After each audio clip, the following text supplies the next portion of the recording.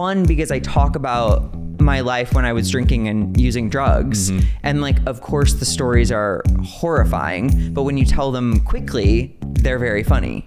I'm going to take note of that as we plow our way through. God, no pun intended. I've got to watch my vocabulary with you because you said plow. Exactly. And then you got scared that I was going to say something, but I didn't. I just know how I was being a professional. The most vanilla words will take you to places that have a little more chocolate. Is this a PG show? It is. No, definitely not. Okay. Yeah. This is Rooted Recovery Stories. I'm Patrick Custer, your host, and I'm repeating the heck out of myself right now, but I'm going to tell you, you're in for a roller coaster over this next hour. Don't say, oh no. Oh, it's yes. because of you. I know. I was looking at your dreamy eyes. Thank you so much. Y'all, this is my friend and fellow recovery comedian. God, I could go on and on. So many things that I love about you and admire all in one. Zach Noe Towers. Oh my gosh. Thank you. I feel weird saying welcome to this show, but welcome to this show. Totally. Welcome me to your city. Is LA treating you right? Yeah, we've had because we're fickle. Yeah, we're hard to pin down. Parking's kind of a monster. Only talks to our servers and our interviewees. So yeah, I mean, like the food's been great. Yeah, I mean, I went on a nice run yesterday. Did you? Did you see any hotties? This is not what the show is about. I'm sorry. No, it's okay. But this is very apropos for you to ask that question. If you haven't seen Zach on, what are the shows streets? Your own show? What's his name? Bill Clinton. No, the guy that has the podcast that you're on all the time. Oh, Jeff Lewis. And Jeff God, Lewis. I hope he doesn't hear this. Jeff, I don't think Jeff is absorbing anyone else's content but his own. Right. Okay. So we're safe. You won't feel bad with me saying I feel like I was gonna say the exact same thing, right? Like he's busy. Yeah. He's so busy. So if you don't remember, Jeff Lewis is he was like the type A gay house flipper on Bravo, and he had a show called Flipping Out, and now he has like a morning show that's like second to Howard Stern on Sirius XM. And so minus the house, is he still flipping out? Yeah. He's so nice. It's so like TV villain, yeah. what they've done to Jeff Lewis, but he knows what he wants, and it's so admirable that he just like says it out loud. That's great. Yeah. Yeah. That show is one that I listened to for a while, and I just have my time has gotten so much more limited, and I've had to be doing like book research and stuff. So anyway, I haven't listened to it for a minute, but I have enjoyed that show. And when you started participating on it, I was like, yeah, that's my guy. Yeah. So that's a real fan base. They're called Chumps, and they are voracious fans. Do you want to know something really embarrassing that I can't believe I'm admitting right now? Always. I was well into listening to that podcast, wondering who is Jeff referring to when he's talking about these chumps. Like it was an embarrassing amount of time before I realized that that was the name he was giving the fans. Not at all. That's just what his fans are called. What are fans of Rooted Recovery called? Root. We haven't given them root beer floats. Oh my gosh. Root beer floats because it's the long one, but yeah, well, rooted. the name is long, so yes. So it's like true. You know, people root heads. Yeah, let's not. Yeah. See, I told you, roller coaster. Yeah. So where are we gonna go from here? If you have been a long time consumer of this show, you will remember that Zach was on. Long before we started producing in studio. I mean, I think COVID was still pretty prevalent. Yeah. And so we Zoom. were attached through Zoom, and it was a great episode, but I'm so excited to be back face to face with you now in the same space for many reasons, but especially because so much more life has happened. And I love revisiting conversations as recovery has progressed, Yes. healing's progressed in other ways. And, so can you remember exactly where we left off last time and pick up from there? As soon as you started to say that, I was like, damn, I should have listened to that episode. But no, of course I don't remember. I don't remember anything. When you're just saying something embarrassing about yourself, I don't even remember embarrassing things that happened to me anymore. I just like let them go. Do you know what I mean? No, you should. I feel like you should write those down because it becomes content. That is true. But I can make jokes out of other things that don't make me look like a silly goose. Do you know what I mean? Yeah. So, okay. So you haven't grown out of like the pride and ego stuff yet. No, and I don't plan on it. I wear pride and ego like a nice little summer jacket. Nice. I love it. That's fun. Wait, so are you more likely to think of something funny that quote unquote happened to you and use that as a joke, or a real life thing that happened to you? I used to lie on stage a lot, and now it's basically all very true. And it's fun because I talk about my life when I was drinking and using drugs. And like, of course the stories are horrifying, but when you tell them quickly, they're very funny. So a little bit of column A, a little bit of column B. You know, I never really thought about the timing piece of that, you know, the longer that you have to sit with it, the more. And that can be good if you're in a therapeutic environment trying to like get somebody to, you know, totally get over a hump of some sort. So I'm going to take note of that as we plow our way through. God, no pun intended. I've got to watch my vocabulary with you because you said plow. Exactly. And then you got scared that I was going to say something, but I didn't. I just know how I was being a professional. The most vanilla words will take you to places that have a little more chocolate. Yes. So is this a PG show? It is. No, definitely not. Okay. Well, fuck yeah. So tell me about what you're still sober. Hard to believe. Yeah. Yeah, very. I'll be, God willing, I'll be 9 years sober this November 27th. Wow. Yeah. Congratulations. Thank you. What do you say? Early congratulations. Yeah. I know. And I have a pet peeve of when people talk about their future date, because it's like, why is 8 not enough? Like, and that's ego again. Yeah. I'm like, but I'm so close to 9 and I want to say 9, but of course I could just be like, I'm 8 years sober.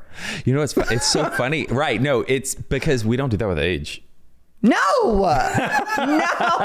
I will say I'm 38 until fucking midnight on my birthday. Yeah. Yeah. This is so true. Oh my gosh. Yeah, still very sober. So sobriety is the most important thing in my life. Like, it's the best decision I continue to make every day. And the more I work a program of recovery, the better my life is. And even if that's just a perspective shift or a conscious perspective shift, like, it makes all the difference in the world. Yeah.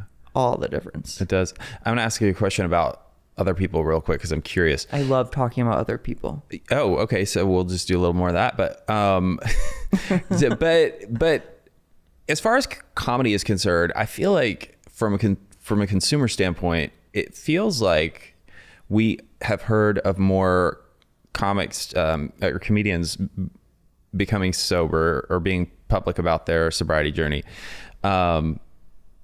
It's been no stranger that, you know, so a lot of comedians are funny and it's born out of a lot of darkness and pain and what have you. And, you know, I don't have to name names and we can all think of them, but over our lifetime, you could just go down the list of how many of them accidentally on purpose overdosed or took their life in a different way. Totally. And, are we going to talk shit about them? No, I'm kidding. Oh my gosh.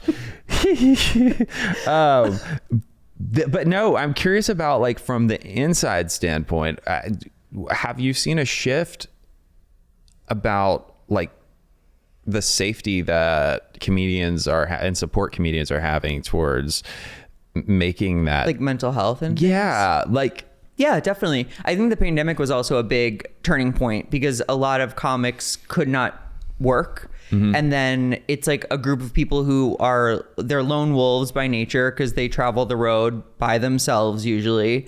The gig economy of it all is very up and down. So the pandemic was like a low point for all of these things. It was both isolating, hard to find work, and an alcoholic or a drug user's kind of dream, because isolation was like the way to go. But yeah, there's like, I know one, Comedy Gives Back even started in the pandemic, and that was like resources for comedians, and like they had mental health accessible to people who needed it. And so yeah, I think everyone is just getting hipper to health and mental health, period. Like, and whether that's like TikTok's influence or what, I think people are kind of coming out of the fog of like drinking heavily as like a personality. And that could be a perspective. That could be my point of view. But I think that overall is true, but it's true more geographically, certain areas, especially like LA. Here. Like, I wouldn't say that I feel that as much in Nashville, but there's a lot of, I mean, it's so much. You guys have so much partying. So much, it's so much country music, and country music is so much Drives you to drink. Drinking. Yeah. And it's the bachelorette capital of Nash Vegas. Yeah. Of the country, or I don't know if it's the world or not. I'm still trying to figure out why all the ladies want to. There's a place with more bachelorette parties, I'll pray for that place. I mean, it's crazy. It is crazy to see how much, I mean, like, it's not like, I think about like, what do bachelorette parties want? Actually, to make gay men sad. I actually do have a pitch for a show if any producers are watching. It's a Westworld, but it's like a strip of gay bars that bachelorette parties can just terrorize, and all the gay guys are robots. Wow. Oh. Oh my gosh. But they don't know that they're robots. Yeah, sure. It's more so that like bachelorette parties don't like wreak havoc on like gay bars. Right. And now we're talking about something completely aside from what we're here to talk about. But okay. I mean, that was bound to happen, which is why I said buckle up. Roller coaster. But no, it's true. And for so long, we again, I feel like it's different here in LA, but like across the country, gay bars are one of, they're the main place, the number one place a city will have that is safe for LGBTQ plus people to go to. And, sure. Which makes it a little difficult for those of us who get sober, and for the first little while, if we're not in a place where we can be around alcohol that are under the rainbow, Totally. Oh yeah, that's kind of where people congregate, right? Like where gay people, there's no like gay libraries, right? Or I mean, and there are community centers in some cities that are fortunate enough to have them, but the gym bunnies aren't going there, right? The gym bunnies, you know what I mean? The little muscle nuggets. Yes, but okay. See, these terms, I'm not. They're new to me. I honestly just pulled those right out of my inner asshole. Wow. Well, cheers. Yes, cheers to that. You've got your Celsius. I've got my coffee. Do you do Celsius? Sometimes. So I've got like a pantry full of it because my partner thought. He tasted one day and he's like, oh, I like this. And I was like, well, this would be good for you for like school or whatever. And anyway, he hasn't drunk them. And now, they're so good and they keep cranking out new flavors. The flavors are really tasty. This show is not sponsored by Celsius, by the way. But Yet. They famously left me on red when I asked about becoming some sort of collaborator. Really? They really only work with like hot like models and snowboarders and like people like that. Like obviously they don't want like a pale old stand-up comedian. Like I use Celsius to get out of bed. Wait, but they have to take into consideration who your audience is. How would you describe your audience? They're the funniest, sexiest, smartest people on the planet. okay, now the cameras aren't rolling. How would you describe your audience? It's probably like a good amount of horny gay guys, and then also a good amount of like fucking rock solid girls who are just like along for the ride. I love that. Yeah. You just described my friend group. Aww. Horny gay guys and cool girls. Yeah. I mean, I don't know that you could. Yeah. Yeah. I feel like the horny part is implied with gay guys. Yeah. With gay guys. Yeah. Isn't that so funny? I always wonder if it is like something that I've been told about our community so often that I, in fact, like perpetuate. But I know I like to talk about sex because I don't see a lot of people talking about it a ton. And I just want to make it a little bit more conversational. Yeah. And it's also like my sex life is obviously fused into my recovery too, because until I got sober, I think I had sober relations like 5 times. Like I was always either drunk or hungover when I was like doing stuff physically with people. And so like that was a huge like hurdle to clear in sobriety. And now I'm fucking over that hurdle, baby. So what in relation to, and I love that you brought that up because honestly, other than some people that we've talked to that have struggled with sex addiction before, we don't talk a lot about sex on this show. And I'm interested to know from your perspective, when we're talking about the global meaning the globe of you, right? Like the whole of you, and your healing journey, how you get sober, but we then start to work on the underlying causes and conditions that aren't just the not drinking. And so, was relationship and intimacy, whether it's romantic or friendship or familial, at all an issue for you that you had to work on? I don't think I've ever had an issue with friendship or intimacy within friends. I'm definitely on a journey with intimacy and like partnerships. I don't consider being in a relationship like a goal of mine, but I'm also aware that I'm kind of avoidant. Like, and I don't know if that came from like being like a drinker, drug user who would isolate and kind of be like keep people at arm's distance. But, because I know that can go the other way. People can become very codependent and very like use people as a drug. I do not do that. Like I actually am on this, like, I think it's a self-love journey, and I'm madly in love with myself right now. And so like, if a dude isn't like holding my attention or enhancing my life, I lose interest incredibly fast. But I also do that with friends. Like if it's so funny, and this sounds horrible, like I'm like not sure how I feel about unconditional love, whether it be friends, family, or lovers. I view my relationship as kind of like a subscription service. Like they're up for deletion every month if they're not like, if a friendship or a relationship is not working for me, like if I'm showing up and they're not month after month, like I have no problem letting go of that subscription. You know what I mean? Yeah. I love that you brought that up because I was raised super conservative in the church where unconditional love was thrown around all the time. And then that bled over into like, well, that, if that's what God has for us, that's what we're supposed to have for our family. That's what we're supposed to have for people we care about. And, the more I've gone through all the therapies that I have and whatnot, I've come to learn the same thing. I mean, like, let's just take Maya Angelou, for example. When she said, when people show you who they are, believe them. Yeah. And Oprah went further to say that because she said, Maya was her, like, apparently they were just like so close. And she said, listen, that quote is really public, but she told me in privacy, she said, no, Oprah, when people show you who they are, believe them, and believe them the first time. Because people can grow, but when you're looking at who they are at the core,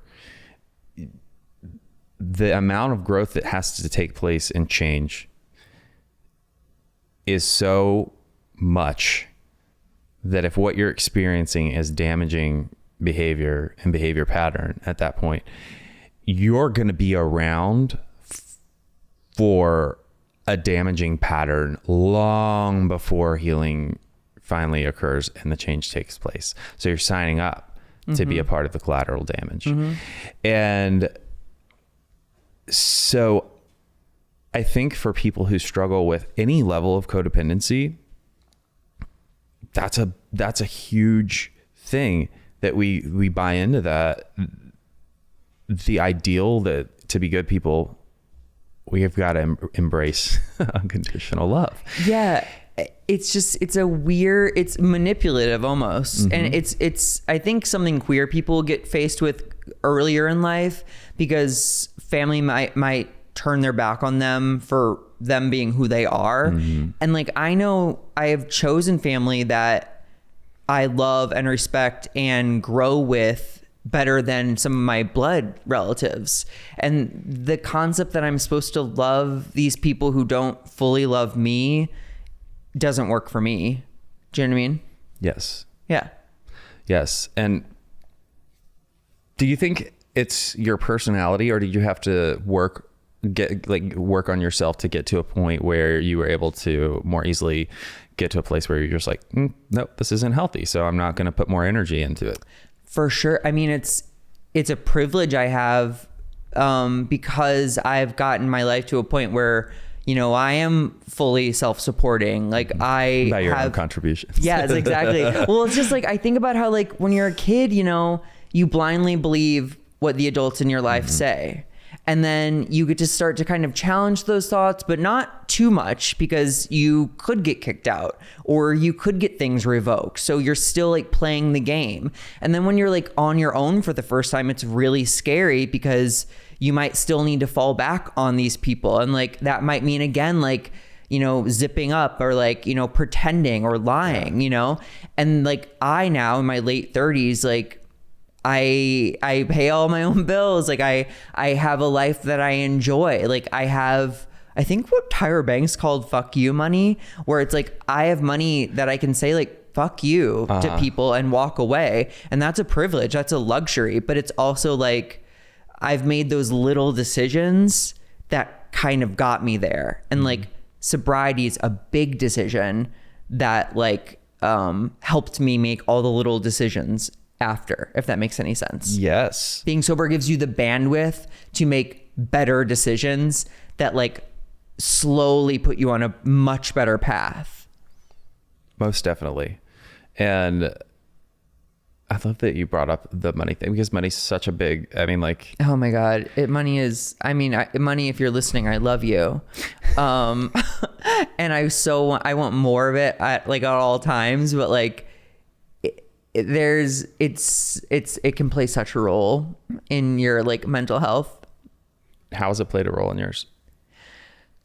I mean, kind of for the reasons I was saying a second ago. It's just, as a creative, like having money allows me to be creative. Like I'm not worried all the time. Like I grew up without much money, and then struggling as an artist for so long, I didn't have much money. Like I of course always had money for like shitty alcohol and like questionable cocaine, but like I think that might be the title of our show: shitty alcohol and questionable cocaine. Oh gosh. It's just so funny. I will actually never forget when I got sober. It was like, of course, a low point. It was like 3 of us living in a 2-bedroom, you know, someone like living in the dining room area. I had like quit my serving job. I was doing all these random little jobs and stuff. And I was somehow paying off my credit card like debt. And I was mystified, because I was like, I'm not working. Like I'm not doing that. It's because I wasn't spending money on drugs and alcohol. And like, I wasn't spending money on Lyfts and Ubers home. And I wasn't calling out of work. And I wasn't getting pizza to recover the next day. Like I started making so much more money the minute I stopped doing drugs and alcohol. You know what I mean? Yeah. Oh yeah. Yeah. It's crazy. Cause like you go out on a Tuesday and you spend $114 and you're just like, wow, okay. Yeah. That's a lot of money. Yeah, it is. I mean, you immediately become like, you level up a class status. Yeah. Yeah.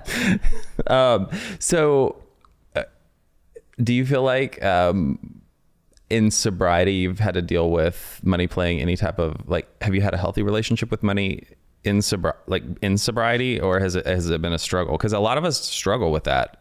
Totally. And that becomes like a graduate program, like a recovery program, like money stuff, like under earners or debtors or whatever. You've had a very, I mean, like your success, correct me if I'm wrong, but I feel like your success has like catapulted in sobriety in your career. Oh, my career didn't even start till I got sober. Yeah. Okay. Like it all started to come together when I got sober. Right. Which is so funny because my sponsor, I do stand up, and my sponsor, I guess, when I first started working with him, I guess he watched one of my like little dumb YouTube videos, and he was like, I think you're going to be really successful once you get your sobriety in line. And he was like kind of right. Like it all started to happen when I got sober. And I guess that's a version of my cash and prizes. But what did you just say? Well, the question was, you know, a lot of us struggle in various ways money. with money, Yes. you know, once we get sober. Yes. And money's so scary. And I grew up pretty poor.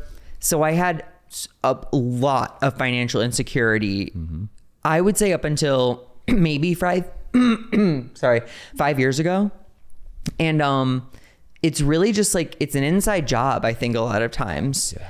Like so much is an inside job. We were talking before this about like taking compliments and how like I'm just getting so much better at sorting my thoughts into like, okay, this is helpful, this is not, this is interesting, this is not real. Okay, let's check back on this. You know, like and being present is all part of that, and like gratitude lists are all part of that. And it's like someone said like once, like 90% of your problems exist between your ears. Yeah. And it's so true. It's like if you don't catch yourself, you can go down this crazy imaginary path of like doomsday type scenarios, and finances were a big part of that. Like I'd get like one maybe like bill or like a past due thing from the DMV, and my alcoholic brain goes, they're gonna take my car, I'm gonna go to court, I'm gonna go to jail, I'm gonna live under a bridge. Like when I get that little notice in the mail, that's where my brain used to go. What would you do? Well, that's the thing too. And it's such a good example of how faith in my life has flipped things, because in the past I would wait and worry and take up all this time worrying. And then I'd make that phone call to the DMV and they'd be like, oh, it's just a mistake in our system. You're good. And now it's flipped. Like I call right away and I don't wait. I don't spend all of that time. And that to me is faith, because it's like someone once told me my measure of discomfort is my space from God. So it's like if I'm in a lot of discomfort, it's mean I'm also in a far away from God. Like I haven't given myself over to my higher power if I'm in discomfort. So like I know I've given my will over when fear and anxiety regarding money, you know, relationships, whatever, disappear. And I'm like, oh, like, yeah, my higher power has me. Like, this will be okay. And like fear and anxiety can't really exist in that space. Yeah, that's good. So what do you, I like that you touched on a number of different things, but one that stuck out to me that changed for you is that in sorting your thoughts, you said, I have to identify what's really a problem, what's not a problem. Yes. What's been helpful for you to do that? Because that's a real difficulty for many of us. Totally. Yeah. I think it's honestly just practice, and it's all in the serenity prayer, because it's like, grant me the serenity to accept the things I cannot change, the courage to change the things I can, and the wisdom to know the difference. And it's like, you really, actions only fit into those three categories. It's like, well, what of this is happening right now? What of this can I deal with right now? And then what of this is absolutely out of my control and always will be. And like if you can run your thoughts through that filter all the time, it really answers all your questions, you know? And guides and informs what you need to do next. This is the other thing though too, and I say this with 8 years of sobriety and all this practice, and I think that's what's so difficult about early sobriety is because you're in the situation where you're living the life that you've built, like the drinking drug user has built, without the comforts of drinking and drugs. And like your surroundings don't match the reality you had envisioned for yourself. So you're like, I need things to change now. And it's just not how it happens. It happens slowly, you know, but it's like years. And I say this again with 8 years of sobriety, years of these little decisions and these little changes has built my life the way I always imagined it would be, you know? And so now I have 20 minutes to kind of like sit and think on something that's bothering me. And like, I have people to call and run the thoughts by in my head, you know, like whenever I have the luxury of a pause, which I didn't used to have, you know, I used to think I had to make a decision now, or like, you know, I would make a decision out of like anger or fear or horniness or whatever. Yeah. And now I'm just like, oh, like chill, like what's really happening, you know? I can really relate to that. And there have been like evolutions for me of the pause and what that means and how that relates to. So much of that has been being able to catch myself in self-reflection of, and I'm sure you have this too, where your life is just so full that, you know, it's 4:00 on a given day and you're like, wait, I just woke up, but I'm having it like I'm just on my to-do list of what's next.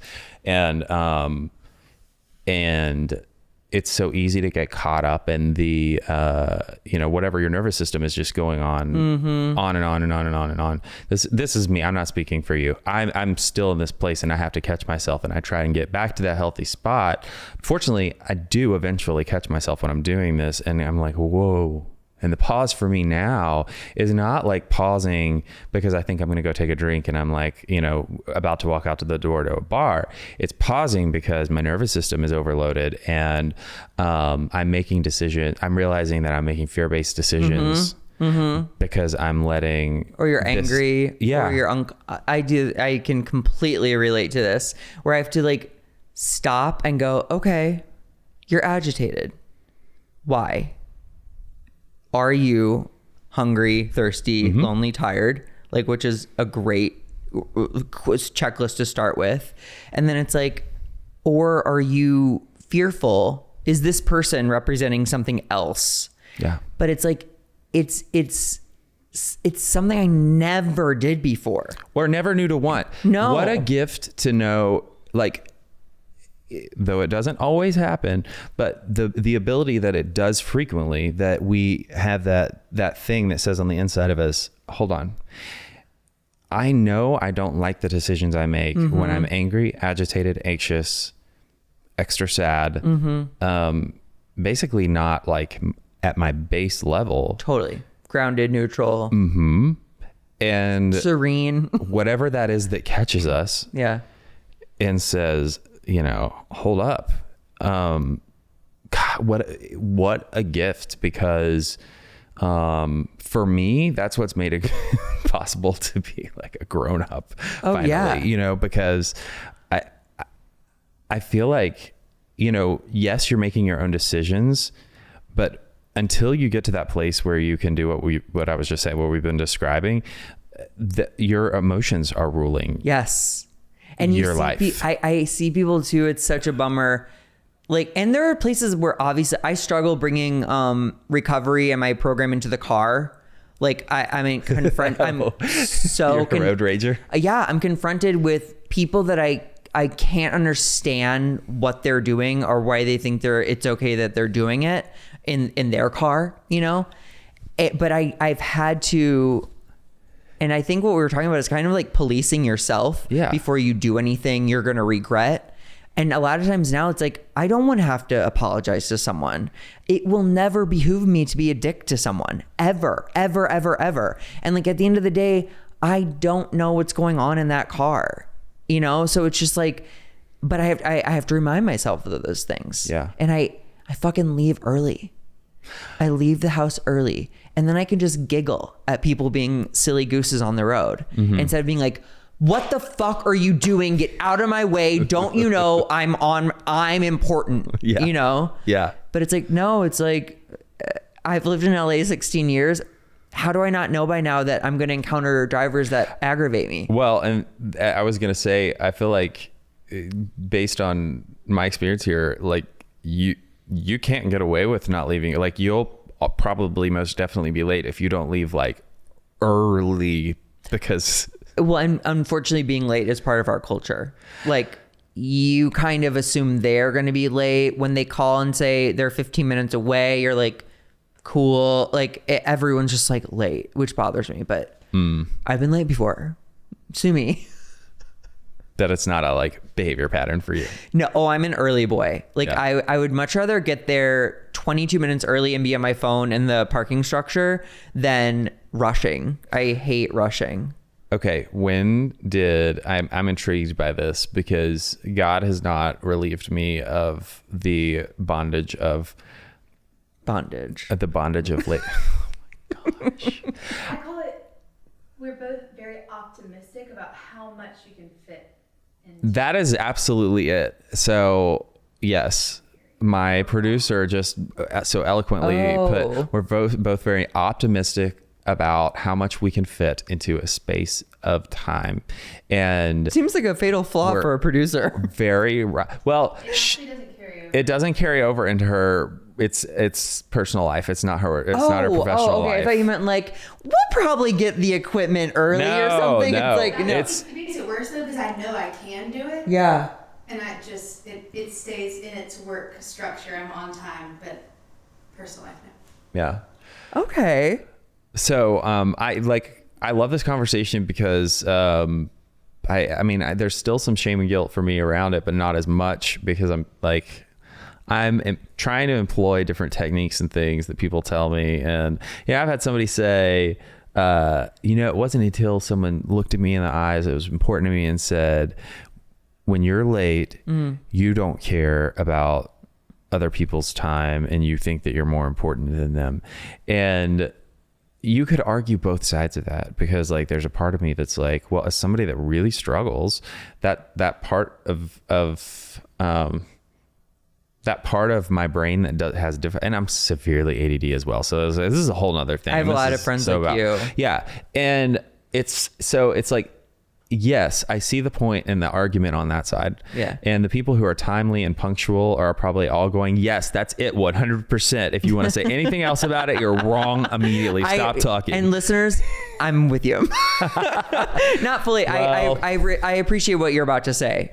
So I think that the point is, I mean, like I love getting honest, real, raw and vulnerable about like where I'm not I talk on the show all the time about like healing and healing journeys and everything, but I'm not going to hide the fact that I'm not perfect still yet. And I've been, climbing this tree for however long. And, it's a real one that I struggle with today. And I know I'm not alone in that. No. There are high functioning people like myself and there are low functioning people that like, it's so bad for them that they can't, but the fact of the matter is it is a real problem. It interferes with relationships. It interferes with, you name everything. It. Yeah. And so I think I bring that up because, and this isn't something that I talk about really hardly ever, but I guess I feel safe talking to you about it. Yeah. Got you where I want you. What'd you say? Nothing. So is this your personality makeup, or was there a point in time where something shifted and changed for you around how you dealt with time? No, I think I've always been, I've never been a late person, if that's what you mean. I've always, I was like a good student, kind of not teacher's pet, but like, I never wanted to disappoint people, I don't think. And I've never felt flippant with other people's time. That said, I've been late before. And maybe it's because when I'm late, it is me thinking this is not that important. And I don't like to move about the world that way. Like whether or not I'm showing up to like a professional shoot or like a friend's like school project, like I'm going to give it the Zach Noe Towers touch, or I'm going to be early, I'm going to be rested, I'm going to be ready to be of service, you know? But that's taken a little bit of time to like I do believe how you do one thing is how you do everything. But I also have friends who are ADD, and like, God bless them, you know, they can't find their way out of their bedroom half the time. But oftentimes with those friends, I'll manipulate things so it's someplace I don't mind being by myself before they get there. Or you give them a fake start time. Yeah, I cook in start times. Or I just know it's nice to know something about someone, because then you don't take it personally. And I think alcoholics at least do want to take things personally. We're like, how dare you? This affects me this way and this way. And like, you're not thinking, and it's like, well, I'm only thinking about myself when I do that. Do you know what I mean? I'm not considering that you are severely mentally ill, Patrick. Right. But I'm glad though that you are now considering that, you're taking that into consideration, because we just also crossed our leg. Did you see that? I didn't until you started to say it, and I was like, whoa. Yeah, we both uncrossed and crossed our legs. The energy is like the ladies we are. on the same wavelength right now.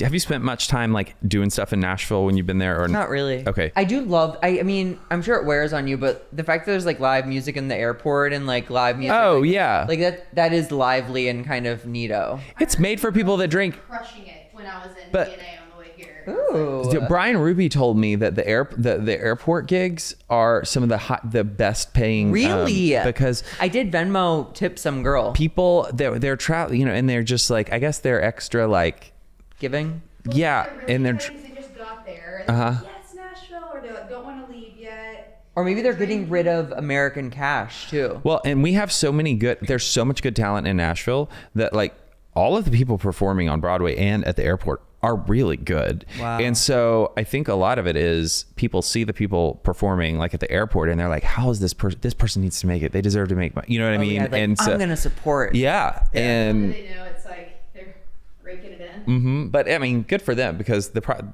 chances are, I mean, it's like the whole like, so many people in entertainment here doing, you know, serving and hoping to make it. Like, it's sad to me how much talent I watch in Nashville that is just like, so a lot of it is so much better than the people that have made it. Of course. And they don't ever end up making it, because it's all again like It's tough. It's tough, but especially I guess in music in Nashville. I don't know about other areas of music, but like it's very political. This podcast is brought to you by Promises Behavioral Health. If you or a loved one are struggling with trauma, addiction, or mental health, we are ready to answer your questions and help you take that next step. Call our admissions center at 888-648-4098 or visit us online at www.promises.com. Our team is ready and waiting to answer the call for help. The whole magic of like becoming successful and the thing you want to do is that like it's so hard. Yeah. If it was easy, it would. Yeah. It wouldn't mean as much. And also there will always be nepotism in every field. That's true. So it's just like, let's just play then. Like, let's just do our best. Well, and kill nepotism babies. you know what's funny is all the words that you said we won't have to bleep out, but like some of them that we will have to bleep out, and so we don't get docked on the algorithm. Oh, you should tell me. And fucking No, but like kill. Slaughter nepotism baby. End nepotism babies. It's crazy. Even in the 4 years since we started this podcast to the what we've had to like understand about how like the do's and don'ts of the algorithm evolution. I'm so annoyed. Right? I'm annoyed at even bringing this up. Like I don't even want to be talking about it. But It's on the up and up. it is on the up and up. But it took a long time. It took a lot of work. And Like y'all dancing around, figuring out what it was. We did a lot of TikTok dances. Don't change the thumbnail, do this, do that. Like, you know, make sure we're screening it take from other channels when it goes live. Like, Wow. I get demonetized, flagged every post I do because it's sex. Everything. Well, and you do toe the line. This isn't me judging. Well, I guess it is me judging you. Not in a negative way. I don't think it's judging. I think you're making An observation. You toe the line. I feel like you're very like, and this is what your audience loves about you. You just say whatever is on your. Yeah. And it's also though like not, and like I'm not trying to gross people out really. I think it's just like talking bluntly about sex. exactly. Yeah. And you know, and so yeah. Yeah. Advertisers don't like it. Yeah. People I'm get, dying for Instagram and like Threads or whatever to have like just an 18 and up toggle.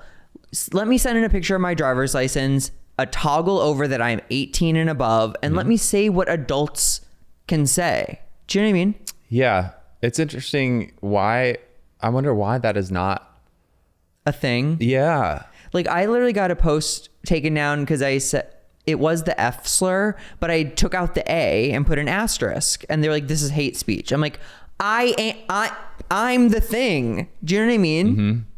Anyway. I have to be able to, like, AI is not good enough to tell all the time if you're talking bad about it or talking about it. And so it flags everything. And that's all a money thing because the advertisers just want to be able to blanket advertise on everybody's stuff. Mm-hmm. So they don't want to have to figure out what's appropriate for Pampers and what's appropriate for Totally. Viagra. And so they just want everything to be clean because they make more money. Meanwhile, I'll get comments like "blow up the studio," and it's like they're like, "Yeah, that's cool." I'm like, That's actually a threat. And the comments don't get flagged? "No," Oh, wow. or I'll report them and like they didn't do anything wrong. Anyways, what were you talking about? Yeah, we're talking about. Actually, I was leading into when did you know that you had a problem with lying? You know what's so crazy is I famously like cannot lie these days. Like I get physically uncomfortable when I'm not telling the truth. Really? And it really puts me into weird positions Well, you didn't change positions or look uncomfortable when you said that I hated Taylor Swift. because that's what you exude from your heart. Okay, there's the position. So we know he's lying, folks. No, it's impossible to hate Taylor Swift. If you hate Taylor Swift, get a personality. Sometimes people get sober and get dry and they stay dry and they don't do shit to work on themselves. And I don't know how the hell they stay sober. And they're even a worse tornado in people's lives. So when I say this, you know, with intention of like, I realize not everybody gets sober and this happens, but for those of us who do and continue to stay self-aware and want to do better. And, we have these evolutions of change and cycles that take place, and, curious about like what has in this period, I mean, even just since, I know for me, since you and I last had a deep conversation, the levels of healing that I've gone through and like behavioral change, like is exponential. I'm curious, like what have been some themes for you in this cycle of recovery? So I see, I guess, when I go to like the rooms of recovery that I go to, like you just said, I see people who have like time sober, but they don't live a life that I would want to live, or they don't share perspectives that I align with. So I guess where I've gotten to now is that like, I'm deeply grateful for the things I have while still showing up in my life to like get more things. And those things could be possessions, but it could just be, you know, more serenity. It could be deeper relationships. It could be more charitable actions. You know, like I just know that the more I work a program of recovery, the better my life gets every time, every single time. And it's like I mentioned earlier, it could be something as simple as a perspective shift. Like I go to these meetings now. I used to go to meetings because I didn't know which way was up. And then I went to meetings for guidance to live a sober life. And then I started going to meetings to be of service. And now I go to meetings to really just give what I've been given back. And this isn't what you asked exactly, but it's just like I see very clearly that like my job now is to be one of those people who is sitting there calmly in the room, welcoming, saying hello, you know, showing a newcomer where the chairs are or whatever, you know, like we're all so crucial in these rooms. And like, now I'm just like very content with my life, and I'm hoping to make other people content with theirs. Absolutely. You know, I think that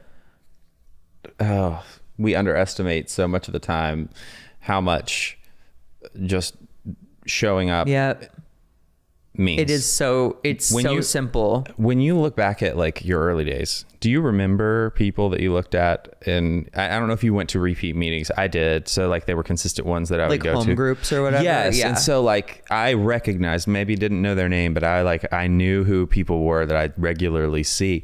And they made an impression on me because I would either hear about their story and or how long they had been sober. And just the fact that they were there, or like you said, were friendly, that even if it wasn't contagious, making me like at that point, because it was that level was unattainable for me. It gave me a goal. It gave me some sort of hope to that could be possible.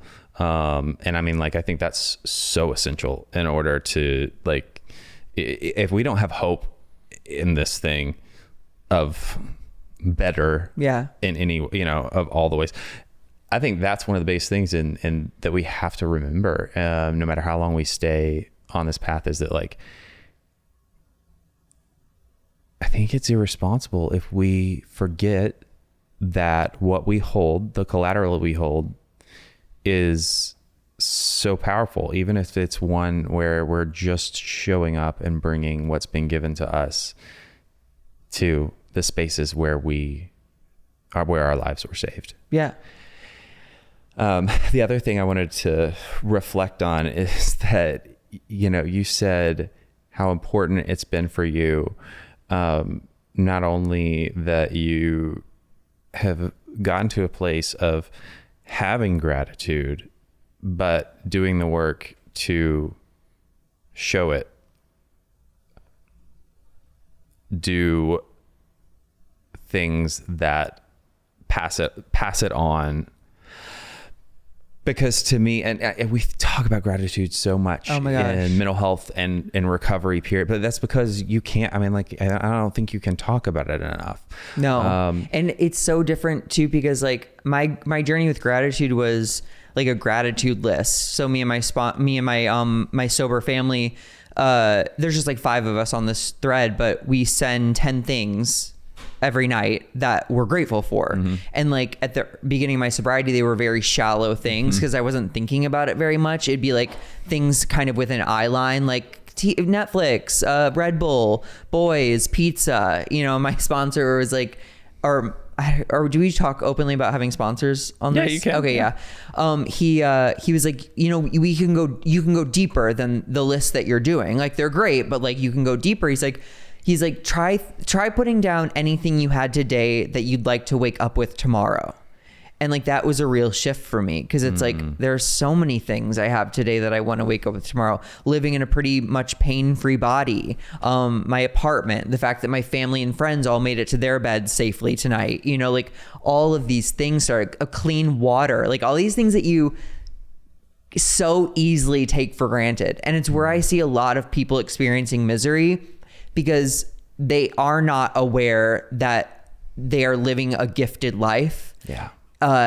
And that it's not guaranteed. Yep.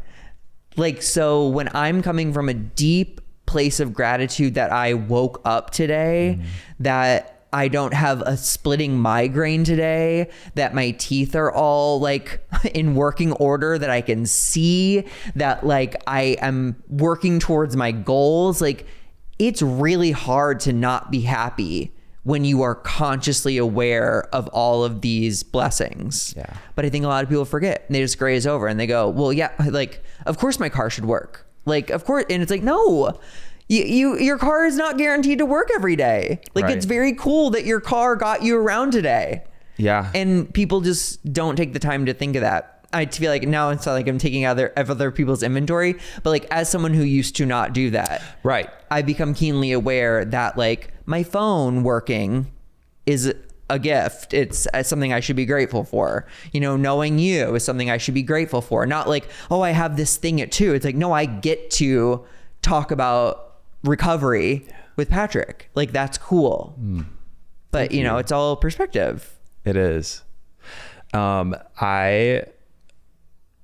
I just say there's so much. The reflection I have on that personally is, I remember in sobriety, I think the first big impact that had on me was health.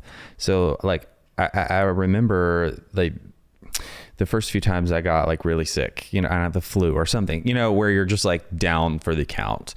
And This is in sobriety? Okay. And I remember, like whenever, for whatever reason, like when I get sick, when I get better, it's like I wake up the next, I don't slowly get better. Normally, you're like, I wake up the next better. morning and I'm like, I'm better, you know? And I mean, New like, lease on life. there's a new lease on life, and the sun is shining, the birds are chirping, and I can, you know, breathe and whatever. So, and I remember like every time that would happen, saying to myself, I was overwhelmed with a sense of gratitude for my health in that moment, and being like, I cannot take this for granted again. Hold on to this feeling. Hold on to this feeling. And I would try. The next day I would remember, and I would say, thank you, God. Like, don't let me lose this feeling. Don't let me lose this feeling.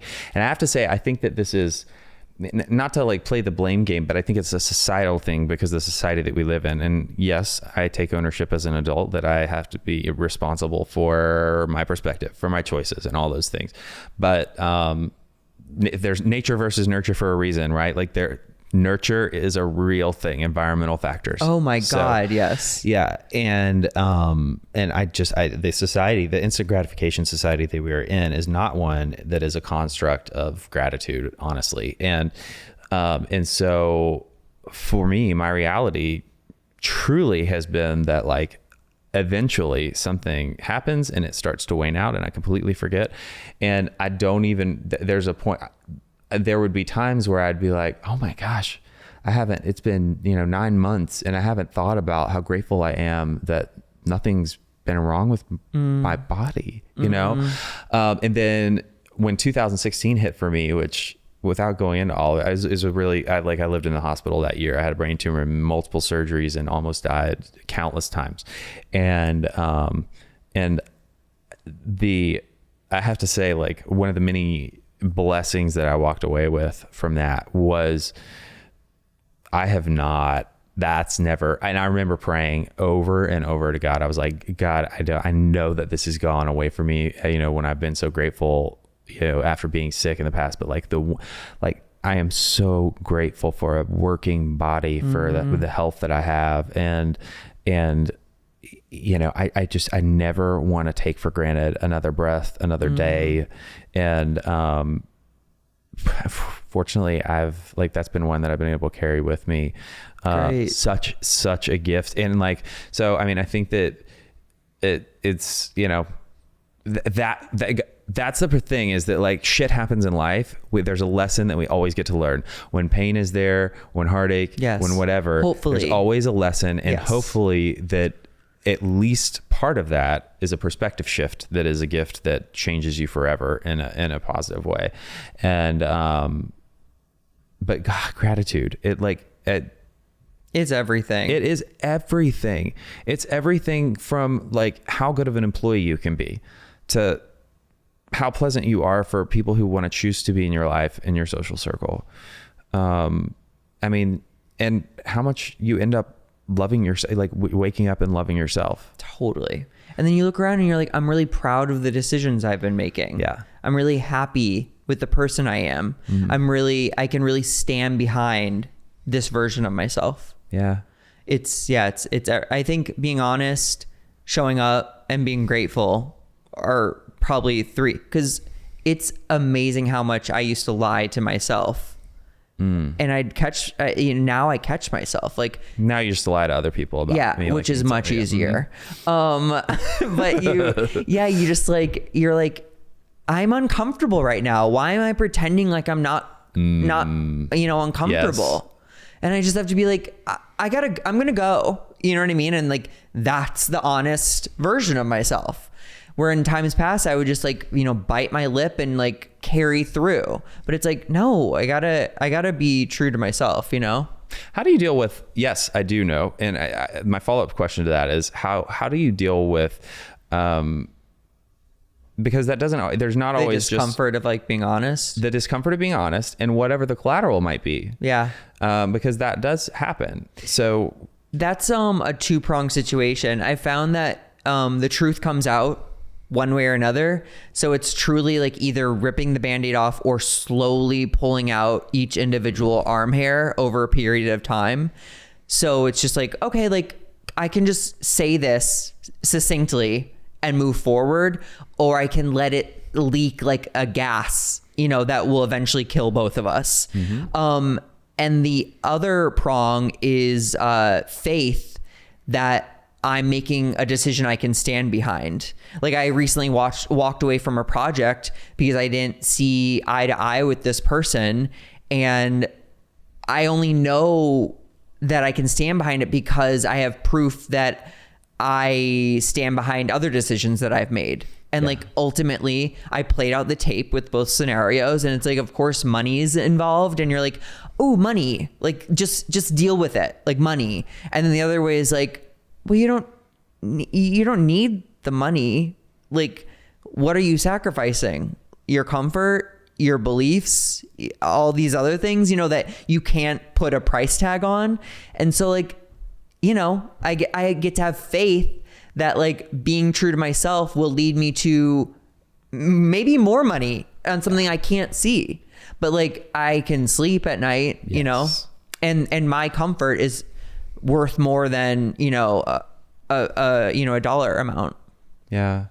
Well, and I think the piece that you're talking about of just knowing that you've been like, because for how long were we so abusive to ourselves? And whether the drug and drinking, and the other stuff internally, but the piece that comes with knowing that you're, we talk about authenticity and vulnerability and yada, yada, yada, but those are all great things. But are we any of those things truly if we're not doing it with ourselves first? Oh, sure. You know what I mean? Like what you're saying. Yeah, it's like a foundational thing. Yep. Where it's like, oh, I have to run this through like the Zach filter and be like, is this something I'm grateful for? Am I being honest about it? Like, and is it a decision I can stand behind? Yeah. And I think it's about like, cause I used to have looser morals, obviously when I was drinking and doing drugs, I was the other woman more times than not, and now I don't even mess with people who are in relationships, like I just like, I've come up with very simple kind of like rules or boundaries for myself. And if I can stay within those boundaries, I'm going to live a very like comfortable, peaceful, happy existence. Absolutely. Yeah. I think that it's very contagious, and not only contagious, but like encouraging and desirable to be around. Like you've got such a good energy, but one that exudes that like I am secure and comfortable in my skin, and I take ownership with how I'm carrying myself. And I don't feel like I'm carrying anything from yesterday and that's good to hear. Yeah. It's how I feel. And I'm sure you've had this too. Like when I was drinking and using, I never knew why I was in the rooms I was in. Like I was a +1 a lot, or I would like look around and be like, whose house is this? I literally didn't know where I was. And now I know exactly why I'm in every room. Every room I enter has a purpose. And if it doesn't, I am curious to see what it has for me.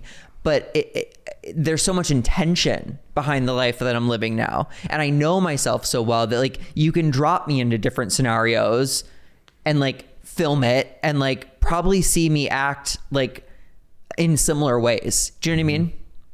Yeah. Yes. No, I absolutely do.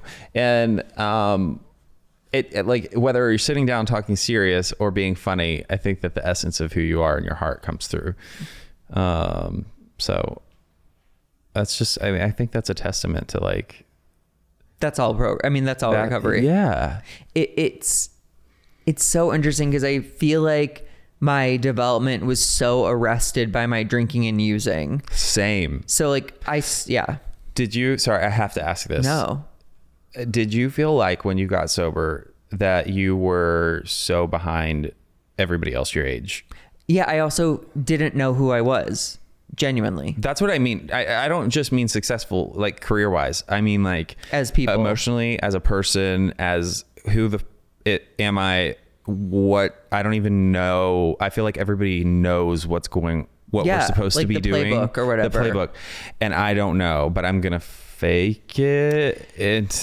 It was uncomfortable. Yeah. I like don't even know how else to say it. Like, but being sober, you spend so much uninterrupted time with yourself that like you learn who you are. Like it might take some time, but like I know who I am now, and I'm curious to learn more about who I am becoming. But like I'm going to be aware of it all. Like I'm going to be there for all of it. Yeah. God, I don't know that there's a better place to flesh out an ending of this conversation, because I'm going to be there for all of it. And you don't just mean physically. No. Like we spend so much of our time, whether it's trauma, drugs, whatever, disassociating from our checking past, from where we are in our feet right now, from skipping into the future.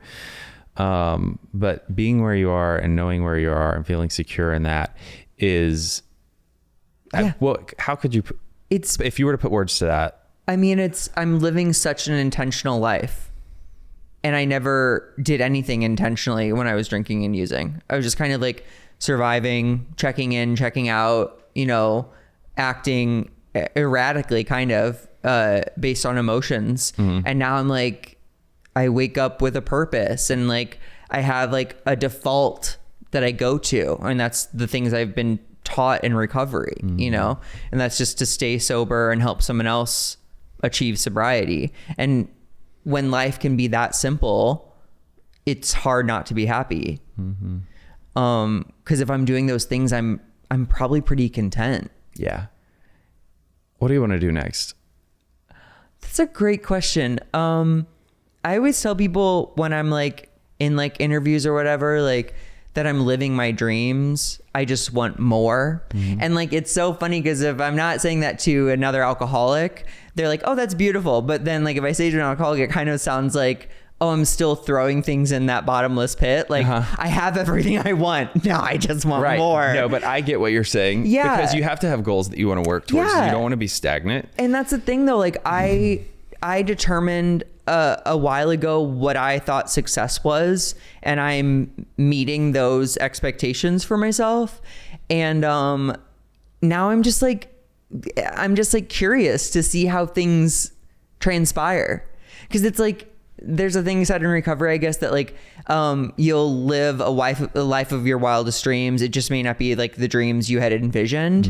And it is so true, because it's like, I'm not doing exactly what younger Zach thought he was going to be doing, but like I'm in the vicinity. Yeah. And that's exciting. True. It's like, it's that the willingness to be flexible and malleable, and like kind of just like show up and see where you can be useful. Sure. And I will say though, like, and I don't think we've talked about this yet. Like I still struggle with like using things to not feel present, or like checking out. Like I used to check out with drugs. Now.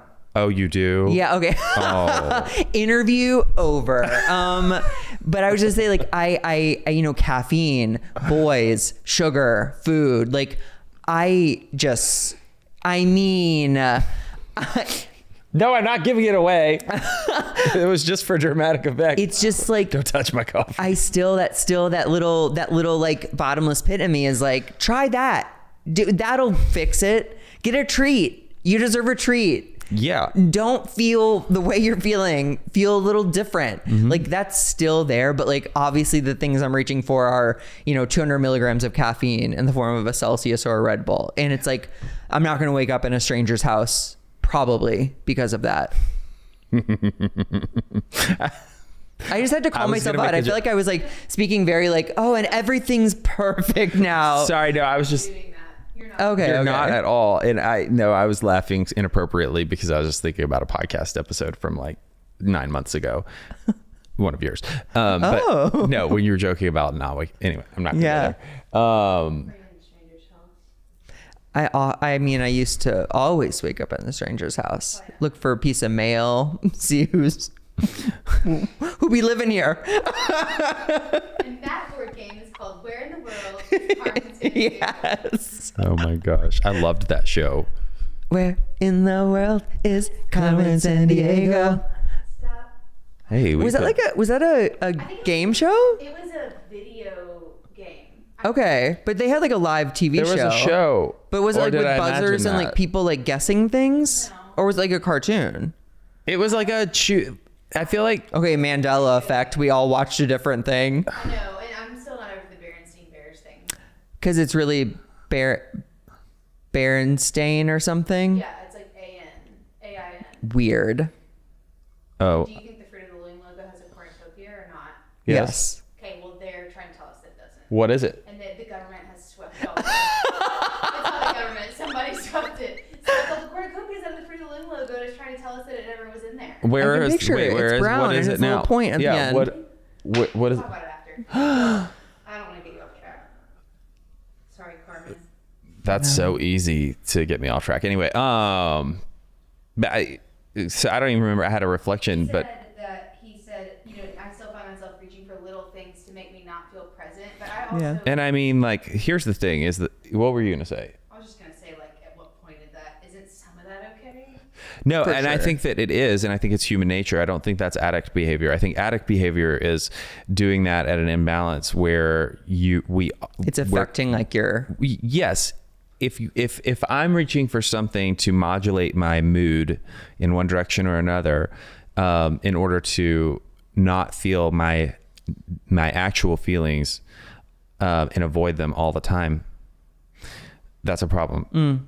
If I'm having a difficult week and heck, we have mental health days. Corporations have mental health days now because sometimes people have a difficult time, Yeah, like, they cannot wake up in the morning because they're having they're not even like depressed people, but they've got a depressed spell or whatever. And that's, it's just like the brain happen, and it's so.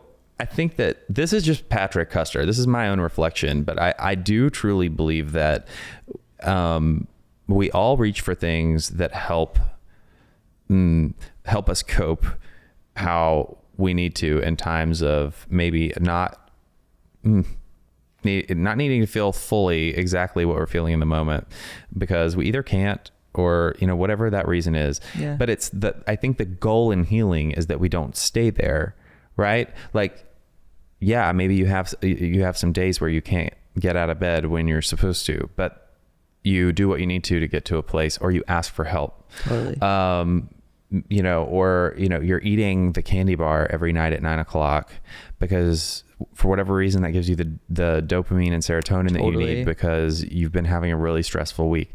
But there's a switch hopefully that turns on and is like, wait, this isn't good for me. And one candy bar. Yeah, Not 3. We're not 3, and maybe not every night. But like so.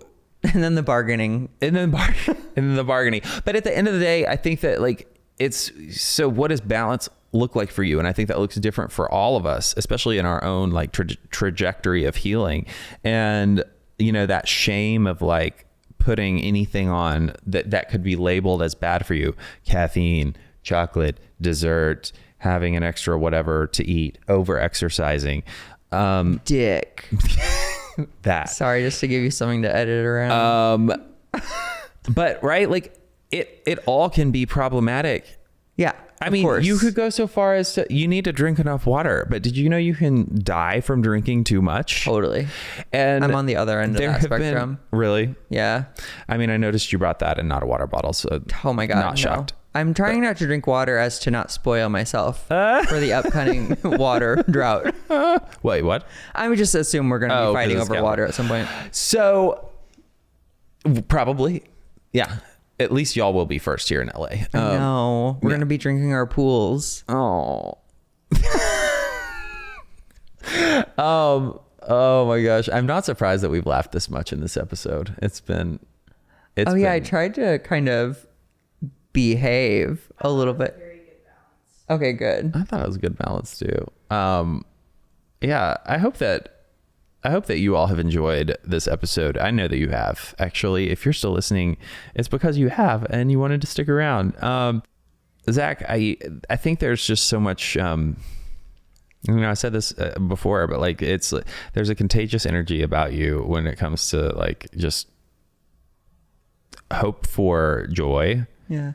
Because it's very like joy, and for me, my goal is to experience joy regularly. I know that it's not something that I'm going to have every day, all day, because that's not how the brain works. Mm-hmm. That would be intense. Right. But to know peace and to be able to feel sadness and loneliness appropriately when I need to. Mm-hmm. And to me, that's a well-adjusted individual, and that's what healing looks like. And so I feel like while we have been the promised roller coaster that I said at the beginning of this episode, you have quite effectively, articulated what I think that looks like in an individual that's like, I feel like I get to experience all these things, and not only do I experience them, but I'm grateful and I'm using them to help others. And so like, kudos to you. Wow. Back at you, kid. Yeah. Yeah, I mean, isn't it the best? Isn't is. sobriety the best? Isn't recovery the best? It just really simplifies the shit out of life. Yeah, most definitely. What are you most excited about that's coming up in your life? I don't know when this will come out, but I'm opening for Bob the Drag Queen on part of his theater tour. Oh, fun. Yeah, so that's like October 23rd through November 3rd. And then I'm headlining in Kansas City, November 13th, Omaha, November 14th, and St. Louis, Missouri, November 16th. Nice. But yeah, just like, trucking right along. Comedy. Find ZachNoeTowers.com if you want to see me on the road. Wait, all your stuff's going to be in our show notes. Oh, great. Yes. What's your handle on Instagram? Zach Noe Towers. Oh, how lucky of you. Oh, did you not get Patrick Custer? Are you Patrick Custard? No. And it's funny you said that because people have gotten my last name wrong my whole life, and that's Custard. how they get over. Yes. I'm not the dessert. Thank you. I'm going to say that is rough. You know what? Now, being the self-aware person that I am that cares about human beings, I don't live with shame around this, but I'm not proud to be a descendant of the general. Oh, sure. Is that what you are? Yeah. Oh, we could change. Yeah, we could change. Maybe I should add the D. What? That's tough. Okay, stop saying I don't like Taylor Swift. I was just... My God. What would you change your last name to Zach, be? I'm sorry that you're not going to have an episode anymore. We're trashing this entire... Wait, would you take your partner's last name ever? Whoa. Where did this come from? Oh, I don't know. Is this... No, it's fine. Okay. Actually, I love hyphenation. Okay. Yeah. So you really want that Custer in there? Okay, it's not that. That's... The general. Okay, but no. Like the insurance company? Oh, the general. No, he's the one that I don't want to be associated with at all. Yeah. I am all caught up. Oh, okay, you are. Yep. So we're changing my last name. Vote it. Call in. What do you think Patrick's last name should be? I think maybe I could just go by one name. Patrick? Yeah, I mean, is there anybody else going by just Patrick? SpongeBob's best friend. Patrick Star. But he goes by Patrick. If you say Patrick, that's who I think of. But see, a starfish who lives under the sea. I like that you say that, but when kids see me, they're like, Patrick Star. Oh, really? Yep. So I mean, I feel like I can do, maybe I can do the Patrick. I don't know. That'd be cute. Yeah. I support. Well, thank you. I appreciate it. So in closing, I just want to ask you, for that person that has identified with part of your story at all, what final word of encouragement would you like to leave with them? Oh my gosh. Be patient with yourself, fall in love with yourself, and do things you're proud of. I love it. Okay. Now, the funniest joke that you can think of. Oh my God. No, it's totally not how comedians work. What? Do I have to give you a quarter first? No, it's just that like, it's so much more nuanced than that. Oh, okay. Can you give me a nuanced joke? It would be like a really like, it'd be like a setup punchline thing. Oh, because my go-to joke is like, it's designed to make you uncomfortable. Do you know what I mean? Oh, so you're like making fun of me? Kind of. I mean, that's because it's like a thing with, I don't tell anyone I'm a comedian, like Uber drivers, people in elevators. I just say I like am an assistant to someone in medical supplies, and like they don't ask any questions. Because when you say you're a comedian, they're like, oh, it's either I've been told I should be a comedian or tell me a joke. And then you have to like say something that makes them feel uncomfortable. Okay, so what's your go-to? I'm not going to do it on the pod. Oh it's bad. Okay, fair enough. Well, I will respect your boundaries, Zach Noe Towers. But watch something online. I swear I'm funny. I mean, you've been funny this entire hour. Okay, good. So this has been great. Thank you so much for taking time to be with us anytime on a Friday. Is it you're Friday? going to be driving through icky. Honey, I live a 4-minute drive from here. Oh, perfect. So you won't have to be in the rush hour. I almost walked. If I hadn't woken up disoriented from my nap, I would have walked. Oh, nice. Yeah. Well, good. Good times. I'm so glad to hear that. And hopefully there'll be a Nashville. You'll have a Nashville stop on your for sure on your future. It's been like a year, Zanies. so I like need to get back there. Yeah. Definitely. Cool. Thank you so much. And thank you to each of you who have tuned in and stuck with us through this episode. I'll close out by reminding each and every one of you that it's never too late to start loving yourself. And you're always only one decision away from a completely different life. This podcast is brought to you by Promises Behavioral Health. If you or a loved one are struggling with trauma, addiction, or mental health, we are ready to answer your questions and help you take that next step. Call our admission center at 888-648-4098 or visit us online at www.promises.com. Our team is ready and waiting to answer the call for help.